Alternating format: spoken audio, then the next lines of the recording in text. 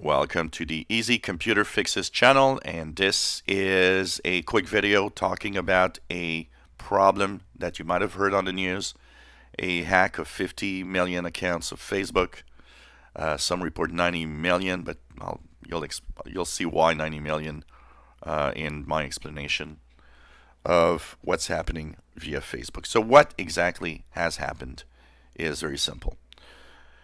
There's a function on Facebook that's called View As. If you want to know how your account looks to others, you can use that to see what it looks like when you're somebody else, in order to, for example, know how locked down your account is to people that are not your friends.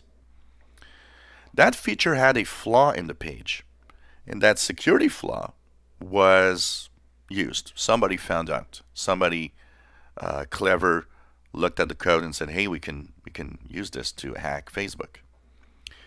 It means they had full access to your account. So when they actually used that, they had full access to your account, like if you were the user. How? Facebook uses something called access tokens.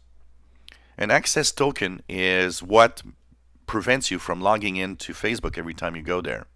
If you noticed in your phone, you go to Facebook, you might have noticed that you're always logged in.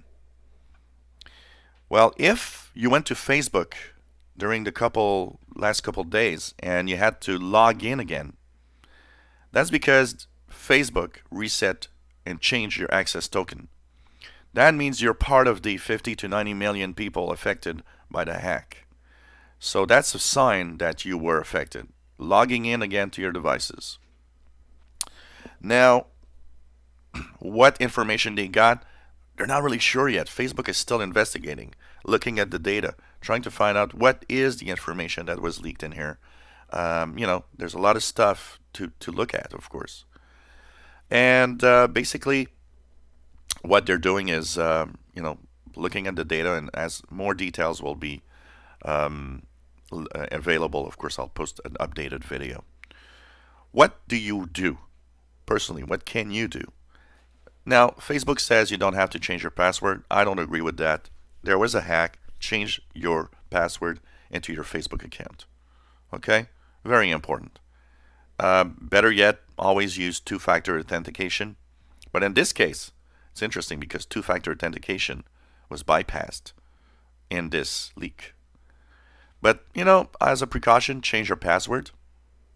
So if they had access to that, or they tried to get the information of your password, at least you have a new password to use and to go with, and that will protect you right away.